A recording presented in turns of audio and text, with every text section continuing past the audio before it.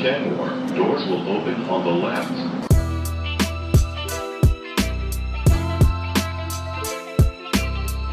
How's it going, everyone? Welcome to episode 27 of Entering Kenmore. I am David Azer alongside Zach Coe.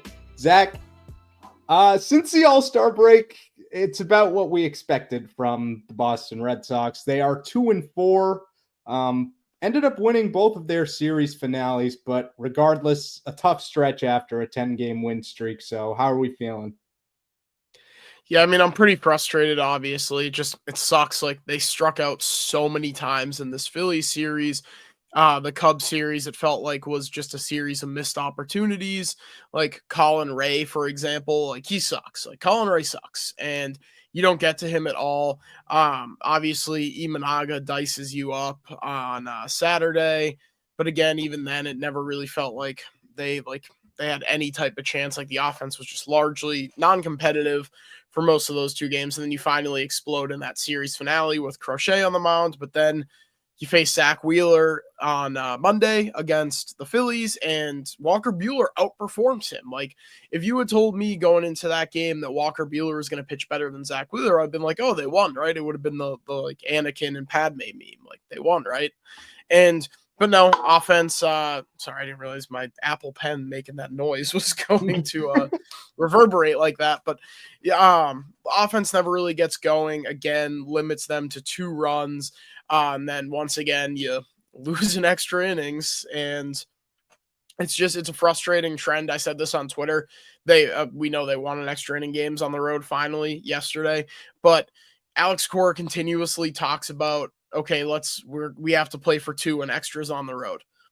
Focus on 1 maybe first. Like, let's get the 1 and then go from there, because they hadn't even been doing that up until yesterday, of course. And then Christopher Sanchez again just completely dominates you. Like, I mean, that was one of the best pitching performances I've seen all year. Just absolutely crushes you. 12 strikeouts, complete game. Shut piece, right? I think so, yeah. Yeah, I'm trying. My MLB app is being weird loading right now, but yeah. And then finally yesterday, the captain Carlos Narvaez comes up big with the go-ahead home run in the 11th. Romy Gonzalez, your guy, with the grand slam in the 5th to kind of bounce back and do things. But I'm just not encouraged by where the offense is at. Not at all, and it's tough to be confident in anything they're doing right now, because even last night you win 9-8, but there were a bunch of blown leads in that game. I mean, even from the start you had to rally back from down 5 even to make it competitive. So yeah, it's been tough, and we knew this was going to be a gauntlet heading into the second half. You started off with the 3 NL division leaders. I know the Cubs are right around the Brewers right now. I think they're probably in second.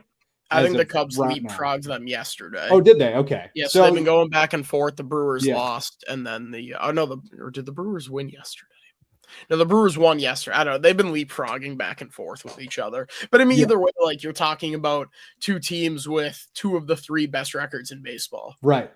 So it's been a tough go. Suspiciously, I'm optimistic about this Dodgers series, because you get the back end of their rotation. And I know I'm jumping ahead a bit here. But they haven't exactly been firing on all cylinders out of the break either. The one silver lining here in this 2-4 start since the break is you haven't really moved around very much in the playoff race. You're still in that 3rd wild card spot. You're still, I think it's a game and a half up on the Rays, either a half a game or a game and a half. They lost yesterday, so they would have picked up a game yesterday. So I think it's a game and a half now. Yeah, a game and a half on the Rangers and the Rays.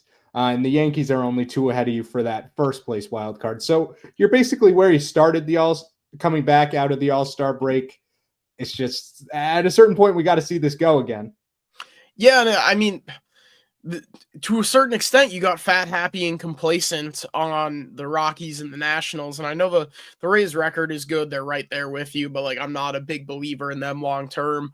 So you beat up on the Rays too in that 10-game winning streak. But then, like you said, you come out of the gate and you play the Cubs and the Phillies, and their stud pitching really shines through and just dominates you. And the offense is really anemic for this entire road trip, aside from 2 games. I know going into yesterday's game, they had scored 9 runs in the 5 games after the break, and 6 of them came in 1 game against the Cubs.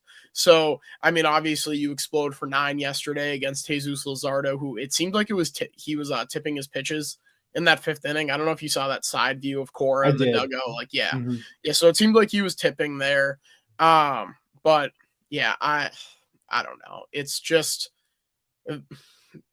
Rafael Devers hits 2 home runs yesterday, and I tweeted this too, but the Red Sox had scored 9 runs in 5 games. Like, it's just tough. They need a bat. They need something. Like, you get fat, happy, and complacent. Like I said, against these bad teams, 2 of the worst 5 teams in baseball, to propel you on this 10-game winning streak, and then you don't sustain it coming out of the break. And I know the break kind of is like a halt to your momentum, but also at the same time, like, you don't get to play the Rockies in the playoffs. You don't get to play the Nationals in the playoffs.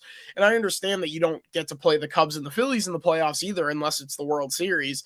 But these are the types of players and the types of teams that you're going to be seeing in the playoffs. Like, you're going to be seeing in a playoff series, a Zach Wheeler type player, or a Christopher Sanchez type pitcher. Like, guys are throwing their best at you in the playoffs. And it was really men or mouse time for the Red Sox in these first 9 games coming out of the break. And so far they've definitively been mice. But the thing is, I still don't think this should affect their trade deadline approach, because me personally, I am still all in on this team. Not really because I believe they're going to win the World Series, but what other choice do you have? You've been telling us since you traded Rafael Devers that you're all in. Craig Breslow has said multiple times he's been given every out possible to walk it back, but he has committed to being like, we're adding at the trade deadline. So at this point, I've seen nothing that should change their opinions on that. And I also, the whole time I was watching this series, I was thinking to myself, if they had more additions, if this was a week later and they did make moves at the deadline, I feel like they could compete with those teams. They weren't that far off in every single one of these games, I feel like. No, they weren't that far off besides the Sanchez start, but like, right. Also, like, I don't know, like, as currently constituted, like, do you think this team can beat we won't even have to say the Phillies or the Cubs. Like, let's just say the Blue Jays or the Tigers or the Astros. Like, if you run into Hunter Brown and Framber Valdez in the division series, like, what's your confident level that they aren't going down 0-2 in that series? Pretty low. Yeah. But my thing is, if they bring in another bat, if they're, Josh Naylor's been floating around or some other first baseman help, do you think that puts them over the top or no? Josh Naylor, yes. Ryan O'Hearn, no. Okay. I would say that's fair. I think Naylor is much more of a difference maker, and O'Hearn maybe would have been an all-star still, but if Rafael Devers was still in the American League, he would not have been a starter. No, definitely not. It's just, I don't know, like, to me, like, I don't think that it's going to change what they're going to do at the deadline, but for the last couple days now, have been saying that I think this is going to be a really underwhelming deadline. Like, everything we've kind of seen floated around, like, first it was like, oh my God, we're going to get Joe Ryan. And then it was like, oh, they're not going to get Joe Ryan. And it's like, oh, Mitch Keller. Like, I've never been a Mitch Keller guy. Like, I know Steve on Tied in the Eighth last night floated Chris Bubich as their number 2 option. Like, I'm not a big boob guy. Like, he's fine. Like, he has one more year of control after this one, but he's in the middle of his best season of his career. So, like, how sustainable is that moving forward? Like, sure, like, the pitching lab has shown progress this year. Like, you've seen a lot of guys figure things out, whether it be Giolito or Bayo, but like Chris Bubich, like, it just feels like it's overpaying for a guy that doesn't have that kind of track record. And I understand that paying for a guy that does have that kind of track record in Joe Ryan is less likely right now, but like, I would rather do that. I would rather pay what it takes to get Joe Ryan than pay what it takes to get Chris Bubich, if that makes sense. Does make sense. My thing is, for a Joe Ryan or a similar type of arm like that, like a Garrett Crochet type trade, I feel like I would rather wait until the offseason for that, because like we saw last season, Garrett Crochet was pretty likely to be traded at the deadline. A lot of national reporters were saying. Ultimately, obviously, that didn't happen. and his price ended up being a lot lower in the offseason. So I don't know. The thing is, I don't want them to trade their whole farm system for a bunch of rentals. So maybe they could be standing pat, and I think I would be furious that way, but I don't know. I don't want them to clear out all their assets just for some rentals when I don't think that puts them over the top this year. No, I don't either. And I know Dylan Cease, they're saying that the Padres have started to make Cease available. And we know that's a team that is absolutely obsessed with Jarren Duran. Like, I see people have been saying, like, is Jarren Duran enough to get you Dylan Cease? If Jarren Duran is not enough to get you Dylan Cease, then I do not want him, because I'm sitting here thinking, is Dylan Cease enough to get Jarren Duran? To which I would definitively say, no, it is not. If you get 3 months of Dylan Cease, who is not having a very good season, for it's a year and a half, 2 years of control on Jarren Duran, like, that is just nowhere near enough of a return for Duran. So, like, if that's the case, and I'm not even saying I want to see them trade Duran, like, unless they get completely blown away with an offer for Duran, like, I think their best course of action is to keep him. We've heard Bradfo say that there would be significant blowback in the clubhouse if they traded Duran. Like, I think it depends on the return. Like, I think Andy Hart said this, like, if it's Joe Ryan walking through the door and you traded Jarren Duran, like, I think that's a hell of a lot different than, like, oh, we got Leo DeVries and Ethan Salas and Cash Mayfield. Like, I don't give a fuck about those guys. Like, if you get Dylan Cease and Ethan Salas and Cash Mayfield for Jarren Duran, I think that's a totally different story. And I'm not even opposed to trying to work something out with Dylan Cease if you do acquire him and he is a rental. Like, he's a guy that we know they've had interest in before. Obviously, that was in the Chaim Bloom era before he got dealt to the Padres. But it's a guy that it seems like at least has fans within the Red Sox front office. So that's a guy that I'm not opposed to doing that for. But like I said, it would have to be Dylan Cease and Ethan Salas and Cash Mayfield, or Dylan Cease and Jeremiah Estrada. Yeah, and I also think that there's an avenue to adding maybe some rentals. I obviously don't want to go down that route, but if you are going to add rentals, then you can ship out some of your lower level prospects. And I know you're trying to save the password, but he kind of seems like the writing's on the wall for him and some other lower level guys like that. I don't think the password's a lower level guy at this point. I mean, he's pretty firmly a top 100 prospect. He hit 2 home runs the other day. Like, I think he's a legitimate piece to move. Like, if we're talking about a deal, like, for, say, like a Johan Duran or a Griffin Jacks, like, we just know that the asking price for them is 2 top 100 prospects. Like, I think the password gets you, like, a pretty decent bit of the way there towards them. We know they're reluctant to trade Peyton Tolley. Like, I mean, honestly, like, I love Johan Duran, but if the asking price is 2 top 100 prospects and they're like Tolley and the password, I'm like, no, thanks. Like, no, that's too rich for me. Like, it doesn't sound like Tolley's going to be moved.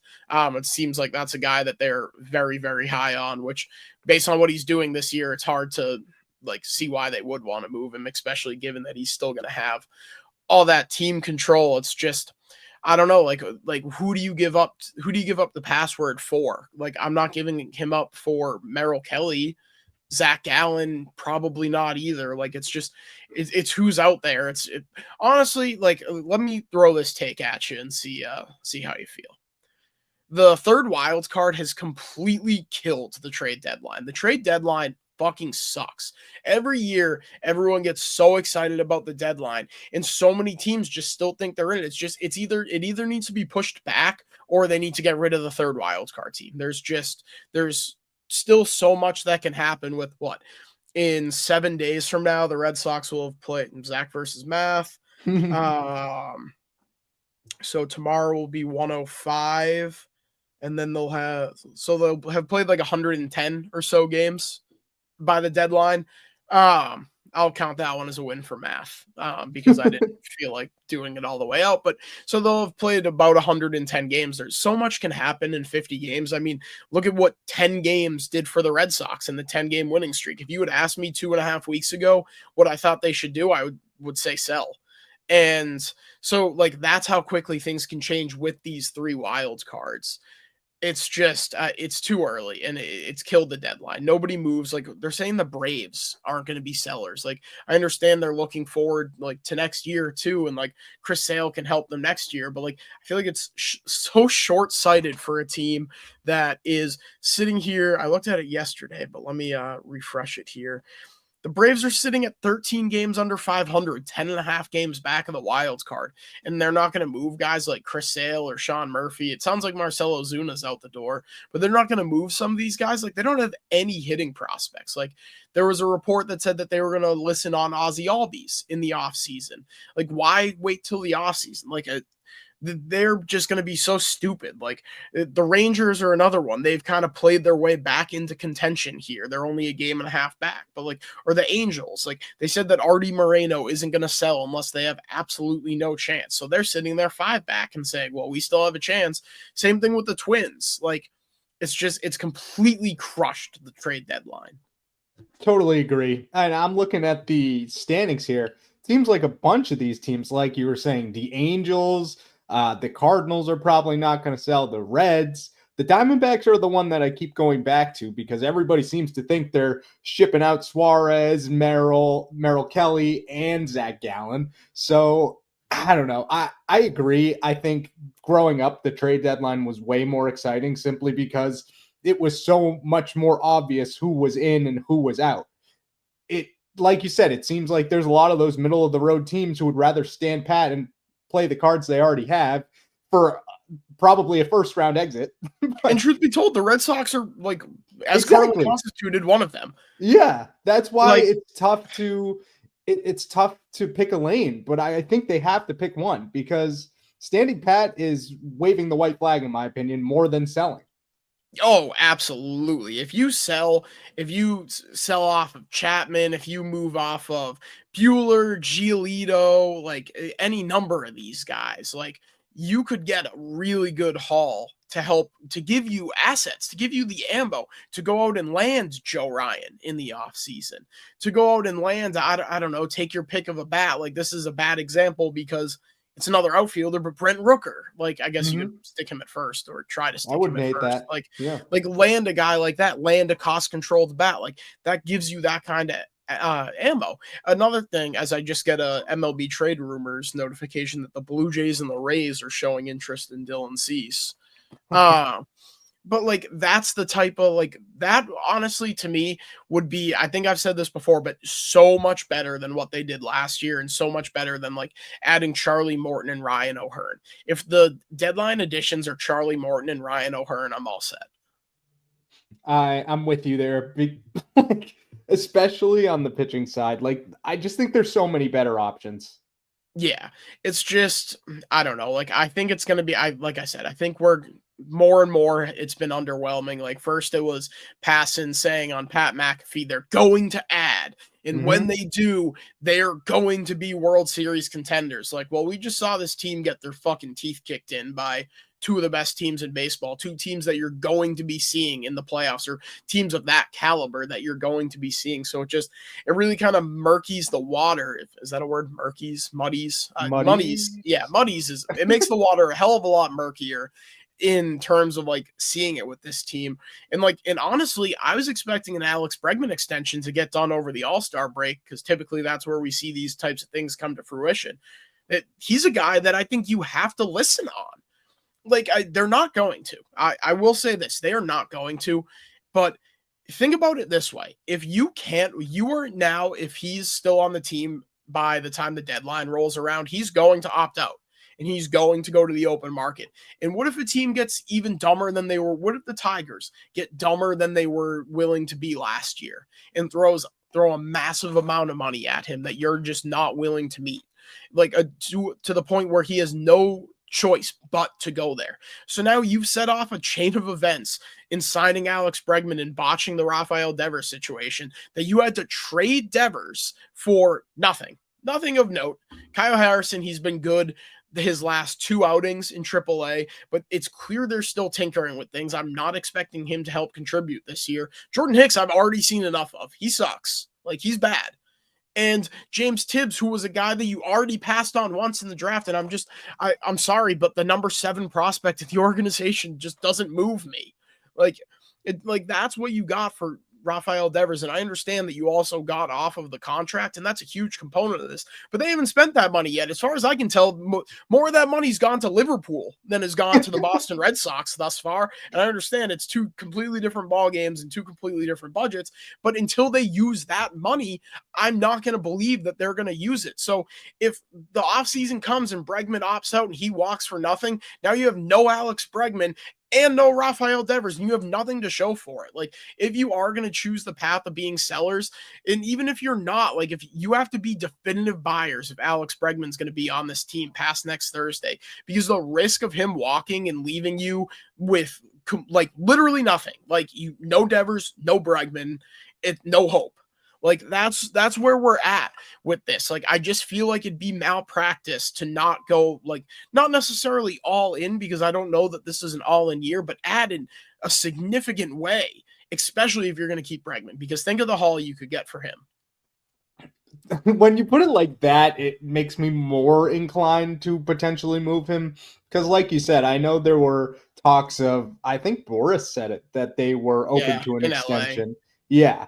So I don't know. Bradford said that there were no extension talks. This was like right after Boris said that they had yet to approach him with a contract extension, which concerns me. Great. Yeah, I think we touched on it a couple episodes ago, but then it was kind of out of my mind since they started losing a lot of games again. But yeah, when you put it like that, it could go from bad to worse, especially at this deadline where a lot is riding on this. Not only because of Alex Bregman and all that uncertainty, but like you said, with the Rafael Devers trade, fans are going to be absolutely furious if they botch this deadline after committing all offseason, after signing Bregman, being like, this is our year, we're committed to winning now. And then we trade Devers, but they were like, oh, but don't worry, guys, this doesn't change the plan at all. We are buying. We're going to win the World Series, baby. Yeah. Well, we have to fucking see it. This is the last time to put up or shut up, or people are going to lose their minds, myself included. Well, and it also begs the question, why hasn't something happened yet? Like, why go out and be aggressive and make that move? And I know that Breslow 1,000 times said, oh, well, it's hard to make a deal in June because so much can change and so many teams think they're still in. It wasn't so hard when you were trading your best player for nothing. It was super easy when you were looking to give away Rafael Devers to make a trade in June, actually. So it's just one of those things where I need to see it from him. And like I said, like, that is an absolute nightmare scenario to be left with no Bregman and no Devers come spring training next year. But I think that is very much on the table. And that is Craig Breslow's lasting legacy, if that's what happens. Like, the way that he completely botched this. Like, honestly, I said this before, but that's a fireable offense to lose both of those guys, to set off a chain of events that pisses off your franchise player, the richest contract in franchise history. What was it that was it Rosenthal or Passan that wrote, like, the once happy-go-lucky player, like, that was always smiling, got turned into a curmudgeon? Was that? I don't know. I don't remember reading that. I want to say it was in that big Passan article. Oh, I can try to find it. Yeah, I think it was that Passan article, but like, that's what you did. Like, that's what you started by signing Alex Bregman. Like, it would be a colossal fuck up to at least not consider the ramifications of him leaving for nothing. That's not to say that I want them to trade him. I want them to keep him and sign him to an extension and build around him and this young core, starting with buying at this deadline. It just feels like we're being set up for a very disappointing deadline yet again. I'm sorry. I was trying to find this. I haven't found it yet. But maybe David versus Google is a new thing. Yeah. Man. I'm pretty sure it was that Passan article. Yeah, but I know we kind of got off the rails from talking about the first 2 series, and it kind of turned into a trade deadline conversation. But obviously, this is at the forefront of our minds right now.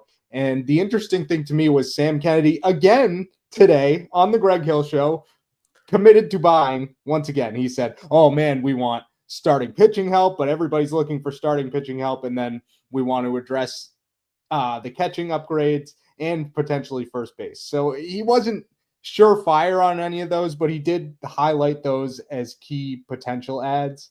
I'd like to see them add all three. I can't continue to watch Connor Wong. Oh It's my just God, it's dude. just unbearable. And He is the so brutal. yeah, and you look at the first base tandem in Toro and Romy, and I've given my flowers to Romy. I've apologized to him, and I think he still could be a good lefty platoon guy, but or a righty platoon guy to face lefties. But Toro, I'm done. I'm all set. Yeah, the Linsanity run, I think it's safe to say, is totally over. I've seen enough of it. I don't need Marcelo Meyer out of the lineup to get Abe Toro at bats. I don't need any of it. It was a fun little run, but to think that we were gonna get that level of production out of Abe Toro the entire season was generous to say the least. So I don't like I said, weeks ago. When did I have that Matt Olson idea? It had to be before July 4th, I think. Yeah. Yeah. So, I mean, this is months I've been talking about Mm, a first base upgrade, and I just don't know where it is. Like, it seems like Naylor and O'Hearn are two hot names now, obviously, with Buster Only calling his shot there yesterday on the broadcast. Like, I would love that. Like, I like Romy Gonzalez. He's been great. He can continue to factor in at second base, third base, first base against lefties, like however you see fit to use him. But I would like to see a more of a heavy hitter in the middle of your lineup. Like right now, it still is kind of missing that length. pause. Yeah. Well, Oh man, but yeah, I agree. Like when you had Rafael Devers, that was a very solid middle of the order with Bregman, and we always liked the idea of Bregman and Devers in that lineup. But where you're at now, you really don't have anybody. Roman Anthony, sure, I think he's been on a little bit of a skid, but he was also sick, so and it's been a week, so I'm not overly concerned about that. I think he's still a middle of the order bat. But you don't have the power output nearly as much anywhere in this lineup. no, it's Willier or it's not coming anywhere. Like obviously we Mhm. saw Narvaez pop one yesterday, but aside from that, like in Bregman the other day, it's Willier or it's nobody right now. And another thing on Bregman, he is not anywhere close to 100%. Not at all, man. I Very just noticeably. Yeah, like the one that stands out to me was in the first game in this Phillies series. He ended up scoring on the Story single, but Roman hits the double, and the camera pans towards Bregman rounding second. He's just not Yeah. going full bore at all, which I don't blame him. But like, at what point is it detriment to your team to not have him? Like to have him out there like in this state. Like I'm not saying he would have scored there, like he would have, maybe he wouldn't have, but okay, so he scores or tries to score, the throw goes home and maybe it squirts away. Roman's on third base. All of a sudden you're winning after that Trevor Story single. Like it's easy to play the what if game, but eventually it feels like it's going to bite them. I agree. And it's also tough because I'm concerned that this is stunting the actual recovery. If he was rushing back too fast, it's clearly ailing him. I don't expect that to get better if you're using it all Yeah, the when he's time. playing, yeah. And I don't know. Would you rather have Bregman at 100% and miss a couple more weeks, or do you feel like you need him right now? I mean, now I think you need him now. Yeah. But when did he come back?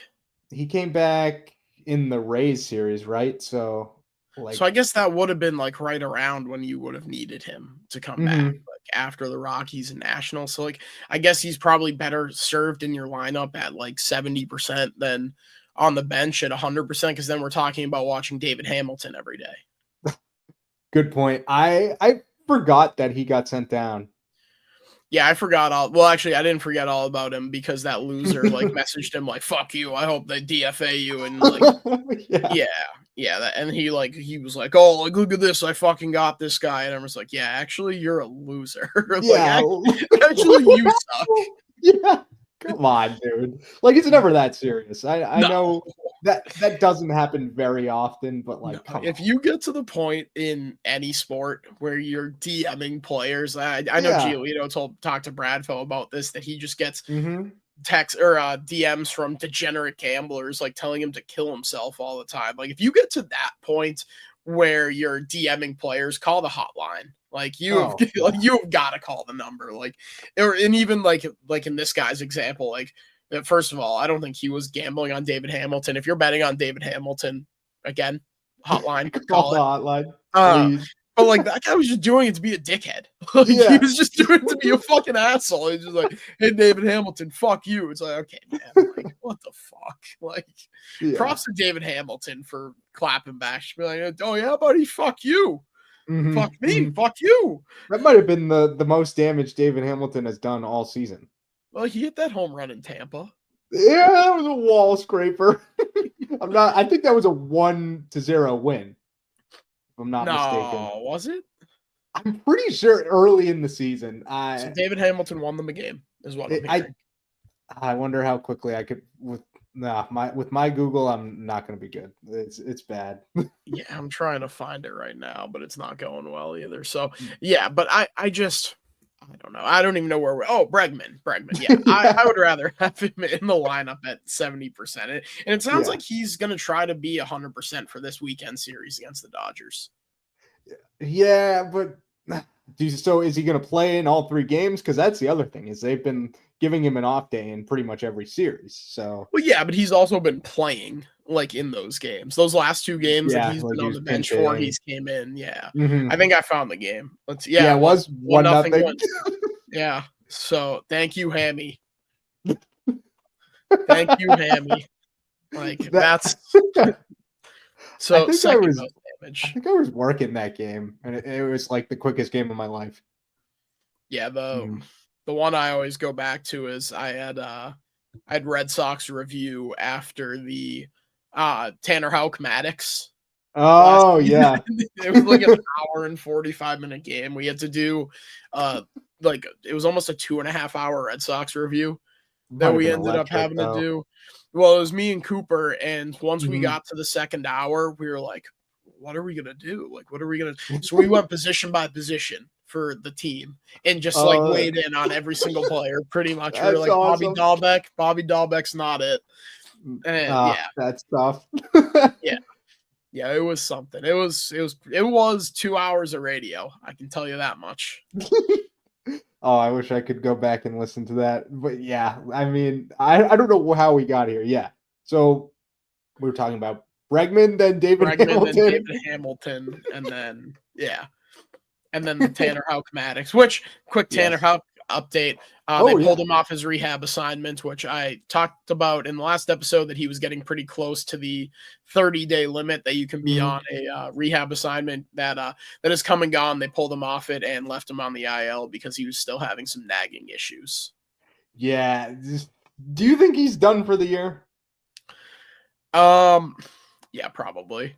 I don't doubt it, because even now, if you're in the heat of a playoff race, like send him back to AAA. Yeah, no, I'm pretty sure he said too, like I'm a starter, like I start, like a Nick Pivetta. Yeah. Which Nick Pivetta was electric out of the bullpen when he did that. Then came back as a starter and was solid too.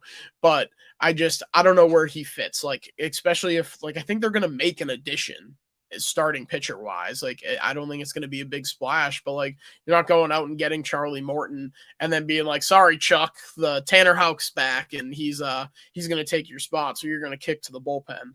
Like, I mean, that's just as you like. I would rather that you just not trade for Charlie Morton if that's going to be the case, which it's not going to be. But my question is, if they do make an addition in the rotation, who is first to go? Is it Fitz or Buehler? Fitz. Yeah. Part of me hates that. Part of me thinks it makes sense, but it definitely makes sense. I mean, Buehler's been good since out of the break. He went to that I guess so. Whatever pitching lab that it was that found something in his alignment to keep him repeating the same delivery over and over again. Like, I mean, I'm not saying that Walker Buehler's lighting the world on fire anytime soon, but I just think he's way more of a proven performer than Fitz. And like, he's a major league caliber pitcher. Like I think Fitz still has some work to do. I think in his last 3 starts, he's cut like a whole run off his ERA, so that's not nothing. No, definitely not. Especially when you're talking about how high it was. Like it was like pushing 7, wasn't it? Now it's down to 5.72. Like not Yes. that again, he's not lighting the world on fire by any means, but Yeah, it is a string of good starts, and 2 of those were in that win streak, so that's also kind of impressive that he won 2 of his 2 of his starts in a row. Should have won the third. you know, I mean, injuries are going to happen. Like these types of things sort themselves out. Like I don't think I mean, you certainly don't say, oh, we gotta fit Richard Fitz into this rotation, so Especially we can't go out after and make. Yeah, like we can't Tuesday. go out and make a acquisition. Like you certainly can go out and make an acquisition, and we've seen Lucas Giolito falter in his last 2 starts too against 2 really good teams. So like so many different things can happen between now and then. Like honestly, my sights are kind of set on Dylan Cease at this point. I know we're planning a full deadline breakdown podcast, and that's kind of where I was going to. Seems like the most likely at this point, but a lot can change in a week. And I also, like we talked about, I think we could see a move from some guy who was never on our radar in the first place. Yeah, I think that would probably be a pretty big move.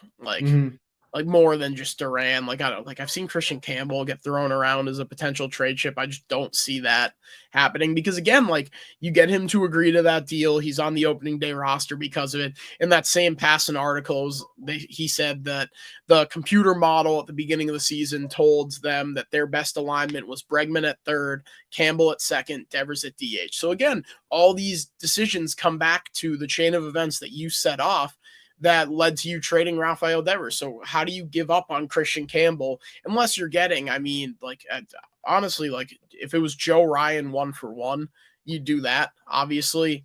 But like unless you were getting like that caliber player for Christian Campbell, I'm good on moving him. I'm truthfully all set on moving him. Like I still believe in the player. Like it's something that you could make this my tagline for the podcast. Development isn't linear, and it hasn't been for Christian Campbell. And I know he's struggled since he's been down there. He popped his second AAA home run tonight, but it's been pretty ugly. But I'm still a believer in the guy. I'm with you there. It's also tough because your other first baseman, who you thought was your first baseman of the future, is now a really big question mark. Even more big of a question mark than he was heading into this season, where you already were pretty uncertain that he was the guy, both from a media standpoint and people getting fed up with that. Neither of us were really mad at that, but as a whole, you still didn't know how he was going to pan out, and now who knows when he even returns. So I think you have to give him when he does return. Like who knows what type of player he is by then. Like that's such a major injury to go through, and it kind of changes the trajectory of your trade deadline to a certain extent. Like you go out and you get Josh Naylor.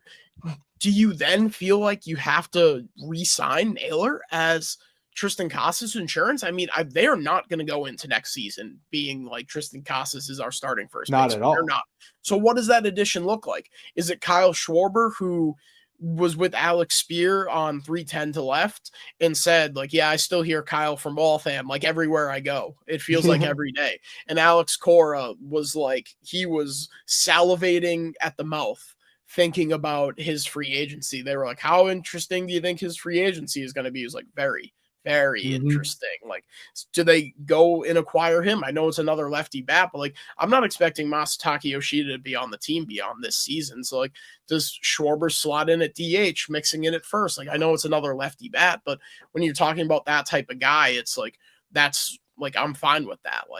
But you do need, at some point, there needs to be some right-handed bats in this lineup. I know some people don't think so, but I do. I'm fine with having a bunch of the majority lefties, but I'm not fine having all lefties. So, is Naylor, the more I think about it, Naylor might be the guy, and then you try to work something out to keep him around for a couple of years. I wouldn't hate it. I think he is that type of guy he reminds me of a Marcus Smart, where when he's on your team, you love him, but when he's not on your, like a Marchand too, Yeah.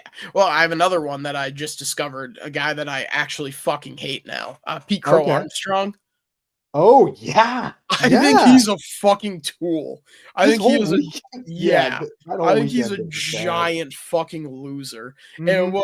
And even like I saw a video of him giving a bunch of kids some money that were doing a lemonade stand to copy his Mhm. stupid hairstyle. And I said this to my friend who's a Cubs fan. I was like, I think I fucking hate PCA.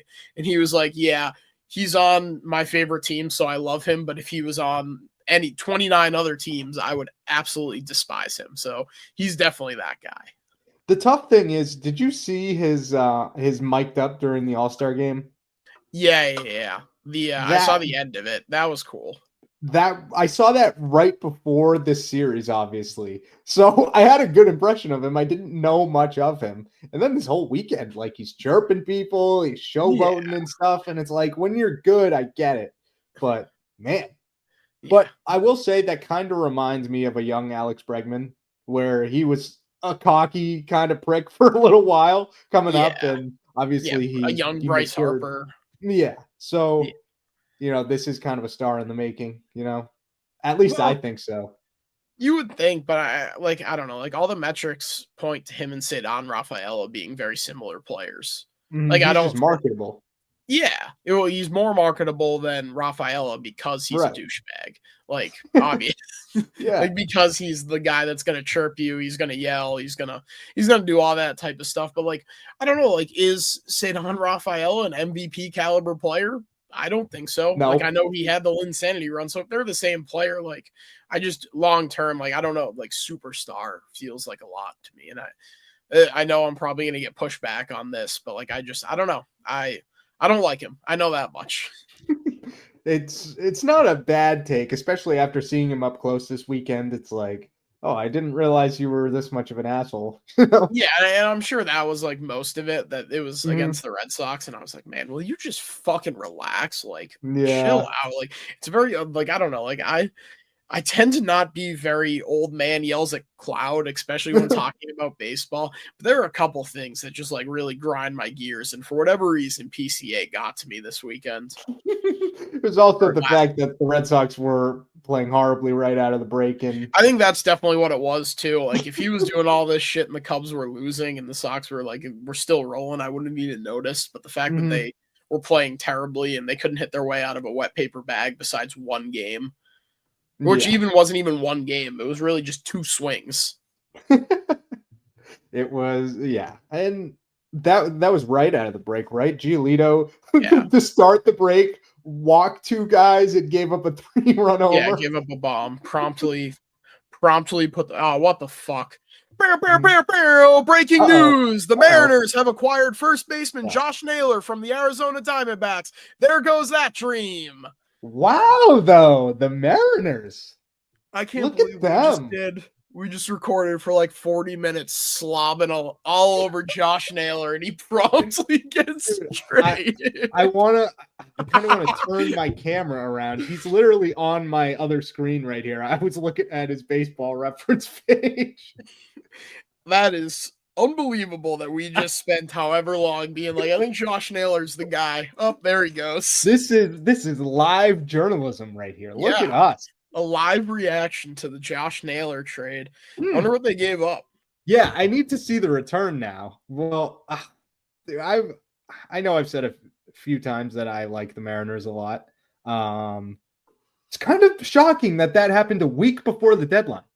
That doesn't feel like a move that is like very Mariners. Like it just doesn't fit the Right. park. Like it doesn't feel like a good fit. Like I really thought that I don't like a guy like Duran, like more of like a line drive, like Mhm. not slap hitter, but like slappier hitter, like that would just use their Wow. legs to make it work. Like I just yeah, weird. I Do you guess think one back of to the drawing board. Yeah, do you think one of the, starters is in that trade? Or do No. you probably didn't have to Harry Ford? Yeah, Harry Ford, Colt Emerson, Mhm. Michael Maybe Arroyo, like they have some Hancock? pieces. Yeah, Lazaro Montez, like they have some. Maybe it's Lazaro Montez, to be honest with I you. would like, why do they do this? Why do they never have the return right away? Yeah, I don't know.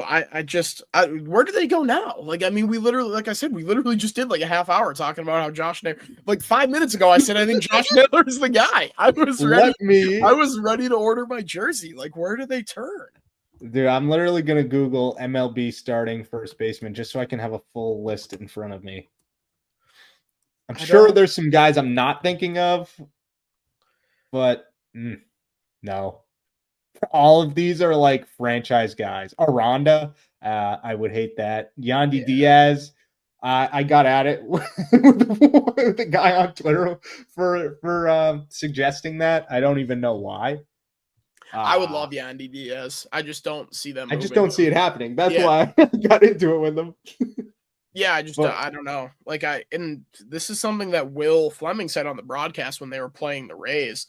yeah, Um, but like Yandy Diaz is a guy that the Red Sox have loved. Like his swing would fit perfectly at Fenway. Like I honestly I just talked myself into Josh Naylor, so now I have no choice but to flip flop. But I think Yandy Diaz might be my number one guy now. Brandon Garcia and Ashton Izzy. I have never heard of who either the of those hell are two they? guys. Wow. Yeah, I Huh. haven't heard of them. I wonder if Where do they rank in the huh? oh, he I live just tweeted. yeah, I tweet. I fired off a tweet. Yeah. Hell I yeah. like is it actually just gonna be Ryan O'Hearn at first base and then maybe your big move is a starting pitcher? I feel like you'd have to, right? But Yeah, it feels like right. if I don't know, that's a like I return for said, Naylor, then maybe it's easier to get one of these guys than we thought. that's Or true. the Diamondbacks At just least the don't. rentals. At least the Yeah. rentals. Like I'm still trying to load in the pipeline top 30 because like I said, I'm not familiar with either of these two guys that got moved. Yeah. Uh Do you think that that's a similar type of return for one of their arms, or you'd probably need more? I don't know because Gallon has been so bad. Yeah. And Merrill Kelly's kind of old, He's just right? whatever. Yeah, he's Yeah. 36 already. So Brandon Garcia is number 13 and Ashton Izzy is number 16. Man, you know what? I'm kind of mad. Yeah. Like, why is that not matched? At least, and maybe Buster Olney just didn't know what he was talking about, and that wasn't something that the Red Sox were ever considering. But like, we're talking about just quickly looking at Sox prospects, like Mikey Romero and like David Sandlin or David Easy. Sandlin and Yoelan Cespedes or someone of that ilk. Obviously it's tough to do a 1-for-1 comp when like doing something like this, but it just feels like something that could have been matched and filled a massive need. Like, yeah, Ashton Izzy, he's a 21-year-old pitcher in A ball. And Braden Garcia, I guess he's closer. So maybe that's why they were looking for someone closer. He's in AAA at Maybe. 25, ETA this year. So like, I so guess. maybe that's like, but again, David Sandlin's 24. So like David Sandlin in a piece or like I Garcia? You could have even thrown Garcia there. I mean, maybe that's too much, but yeah, I think that would have been too much. But I'm just thinking of more like a prospect in AAA already probably ready to go sooner rather than yeah, later. I don't know yeah, who that comps to in the Red Sox system. no, I don't either. Connolly early, maybe. Like I think you're talking about Maybe. one of the AA arms. Mm-hmm. Like Yeah. I don't know. I don't know too Man, much about Braden Garcia, like I said, but this like threw me off big time. yeah, same. How does Braden Garcia compare to like Richard Fitz? Mm. Good question. I don't know. Probably better. Oh, Braden Garcia's already debuted this year. He has a How is 4.5 he? ERA in 2 innings pitched. Oh, okay. So in AAA, Quick he stay. had a 3.51. Yeah, huh. Wow. I feel like the Red Sox should have matched that. That's unfortunate. That is very unfortunate. I'm still looking at first baseman here. Like, Pasquatch ain't getting traded. I don't think. Arias is another one of those guys who could be on the move. I said I liked him earlier in the year. I don't think I like him nearly as much now that Yoshida's back. Yeah, it seems kind of redundant there, and that's not to Yeah, say that I think you should not trade for Luis Arias because you have Masataka Yoshida, but like also I don't know that you you need the power should back. do that. Yeah, like you need more of a presence. Like we have got like I mean even so Yoshida played yesterday and they still struck out 14 times or whatever. True, true. You look around at Justin Turner. If you want him back, I don't think that moves the needle. Not even Um, a little bit. Wilson Contreras, Brendan Donovan, neither of those guys are getting moved, I would assume. I don't know And though. The Cardinals just did they get swept by the Rockies? it wasn't good. Yeah, they They lost lost the the series for series. sure. Yeah. Hmm. Yeah, I don't know where they turn from here. Maybe it is just Ryan O'Hearn and you make your big swing on the pitching side. Is that enough for you, do you think? Is Ryan O'Hearn the big power hitter that we need? I I don't mean, like know. I said, like I don't it doesn't really move the needle a lot for me, but if you pair Ryan O'Hearn with Dylan Cease and Jeremiah Estrada, Uh, like what are the yeah, rest of the moves? Like wouldn't hate what it. is coming with Ryan O'Hearn? Still need bullpen help. Like, if you get Charlie Morton, but even still, like you said, that's a not a big move, a needle No, mover. Ryan O'Hearn and Charlie and Jesus, I almost just said and Charlie O'Hearn too. But Ryan O'Hearn and Charlie Morton, like they just don't move me. Like, how much better of a Right. baseball team are you with those two guys? Like, sure, you're better, but only marginally. The other thing that's going through my head is how much would it cost for Suarez? Eugenio, Mm-hmm. man, I guess I don't know now because like this is the price for rentals. Like So that, I mean, that's what we have to go off of. what if, hypothetically speaking, you were to get Suarez, put him at third, put either Bregman I'm or out. Meyer at second, and DH the other, or I would say you should DH Bregman just to get him off his legs, keep him a little bit more fresh. I don't hate that, but eventually you have a Gold Glove caliber third baseman as your DH when he's back to 100%. Like I Yeah, think but there more has so to be just to another. get flexibility. Could you teach There, him first base? I don't know. well, that's what. Couldn't you teach Suarez first base? That's what I'm saying. Yeah, like Yeah, that is more so where I would be looking if they were. And not for nothing, I've seen it's obviously Yankee bias, but I have Mhm. seen Suarez to the Yankees 15 million times. Like it seems like that is the move that everyone just thinks is going to happen. Like Suarez is going to the Yankees. That would make me sad. Can you get Suarez? Okay, so Suarez is a -6 outs above average at third base. Yeah, so I would teach him first. Yeah, or just throw him at DH for all I care. Hmm. Like it kind of screws you with Yoshida and all, but like at this point, you've banished Whatever. Yoshida to the Shadow Realm before. Just do it I just, again. Yeah. yeah, just kind of like I mean, we talked. What did I say earlier that muddied the waters? This Right. Naylor trade a week before the deadline, really. Like, I mean, I fucking shit on Jerry DePoto more than any GM in baseball on this podcast, and he goes out and he's aggressive a week before the deadline and gets what might be the best bat to move like that. Yeah, this Besides is, Suarez, him or Suarez, and he like, kind of fleeced yeah, from. I mean, I don't know much about prospects, but that does seem like kind of a fleece. yeah. Like I said, I know so many prospects just because of dynasty baseball, and I've never heard of either of these two guys. Yeah. Look at the Mariners, man. I mean, this is what people on the teams on the cusp do if they are committed They're to their tied with team. you right now, and now they Yeah. just went out and they added like the gauntlet has been dropped. What are you gonna do, Craig? Are you going to respond? Are you going to buy? What is that text that I forget exactly? It's like, get angry. I want you to get mad. Let me feel your rage. Like I'm gonna start texting Craig Breslow that. Oh man. Like let me It I'll be able to find it shortly. This could have been the jolt they needed though, to be honest, to see the Mariners doing this quickly. Maybe that's the kick in the ass they need.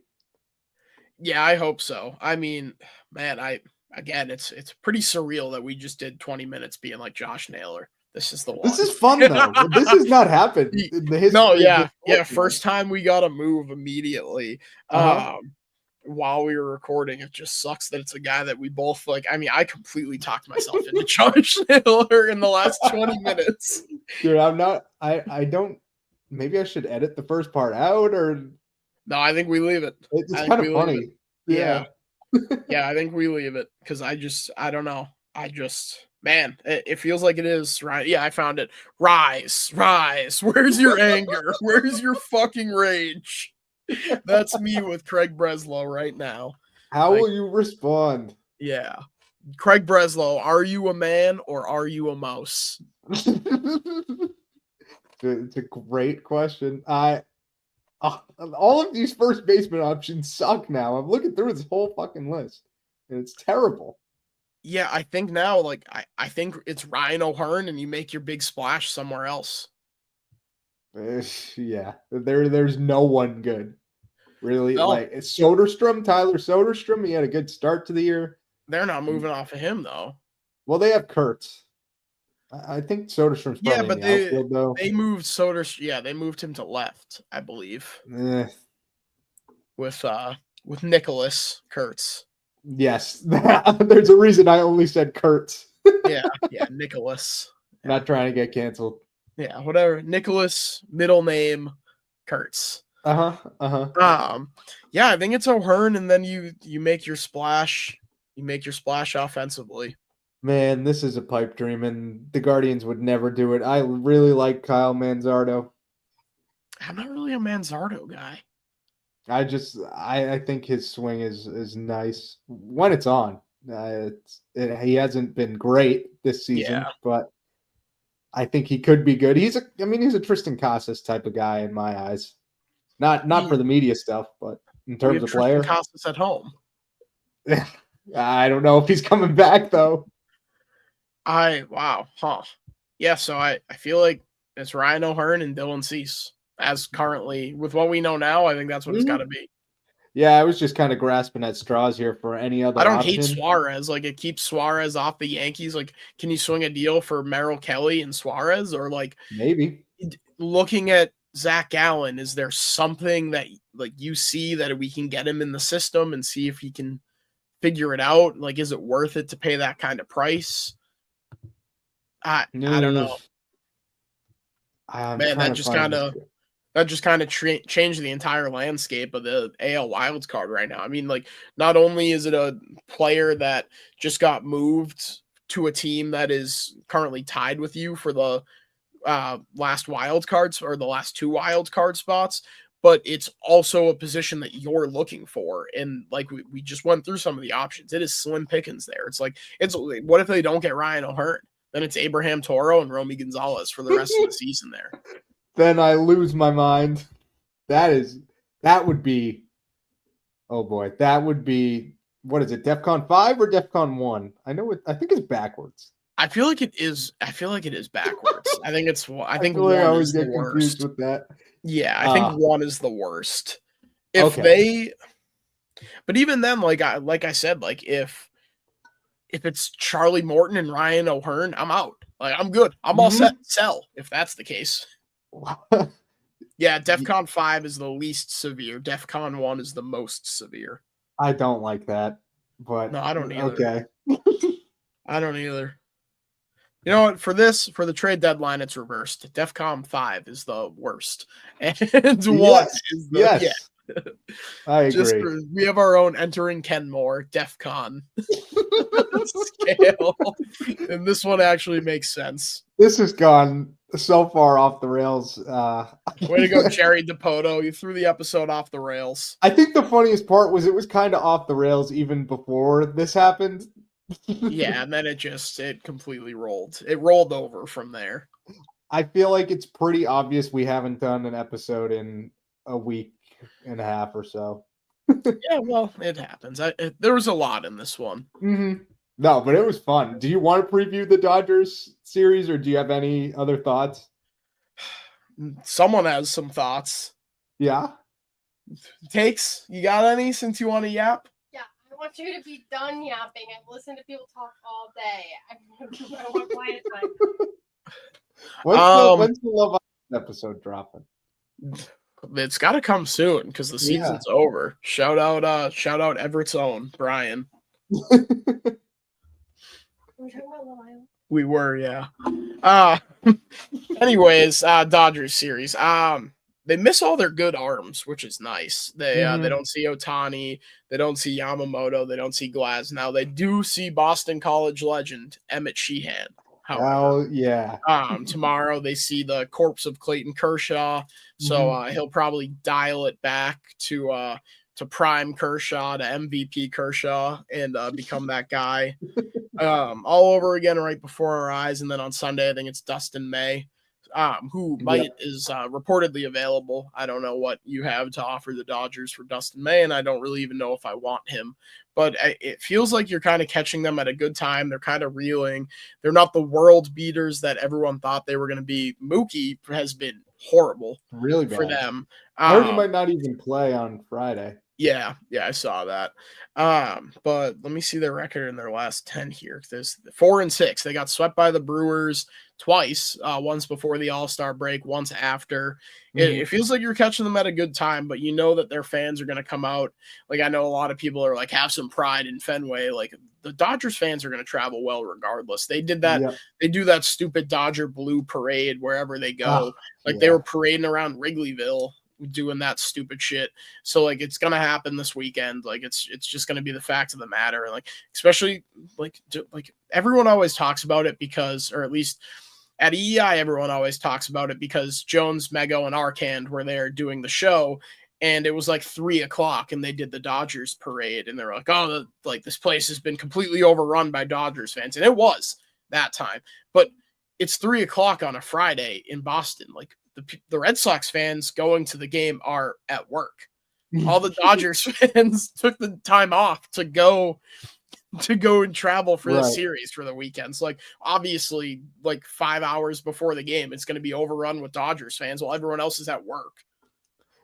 Wasn't there some Dodgers guy who bought a billboard? Yeah, outside? like right across the street that like said like thanks for Mookie or something like that. Yeah, buddy, thanks for Connor Wong. Thanks for Greg Weissert and Dickie Fitz. True. I am a known dick rider. Ayo.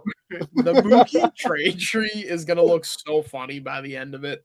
Greg Weissert and Richard Fitz and Connor Wong for Mookie Betts and David Price.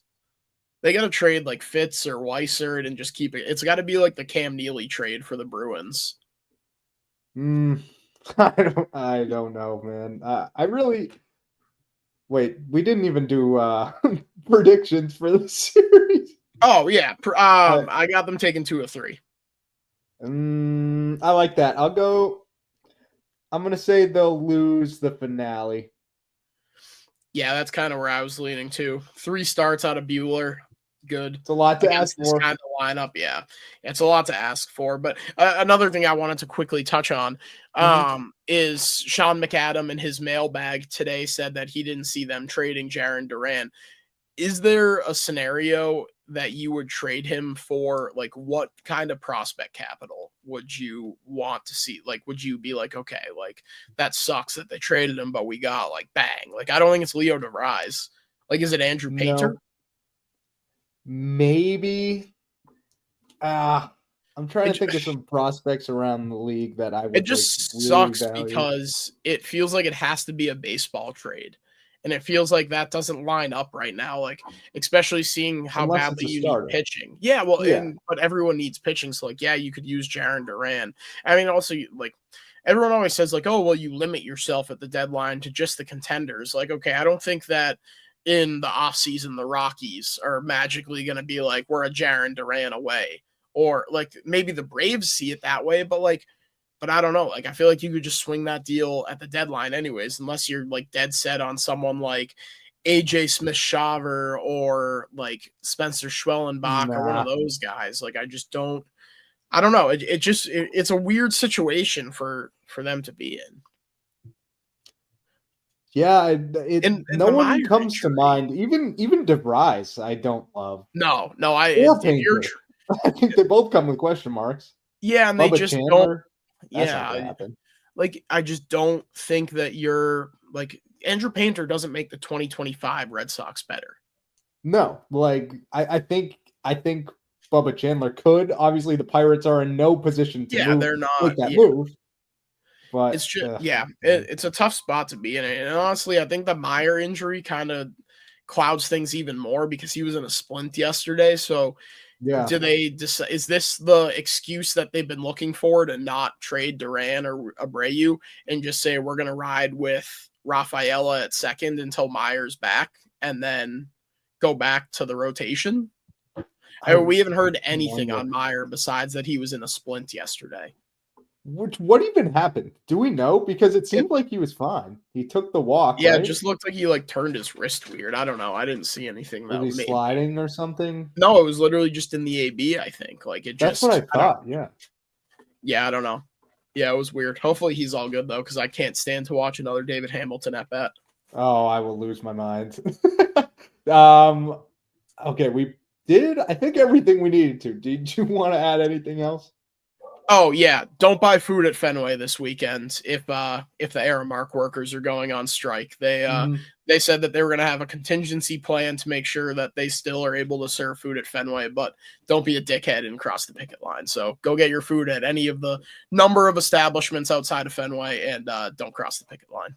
Hell yeah, I am going tomorrow actually, so that is a good reminder to myself as well because I knew that was going on, but I didn't know they were going to bring in other people for it. Yeah, at least that's what I assume. The CEO of Aramark said that they had contingency plans in place, so I assume that includes bringing in scabs. So yeah, definitely don't buy food from scabs. Fuck those people. Yeah, no doubt. I think that is a good place to end it. I know this episode was all over the place, but sometimes that's just how the cookie crumbles. That was a crazy trade. I know we'll unpack it more as the deadline unfolds, but wow, that was cool. Thanks so much for listening as always, and we'll talk to you guys again next week.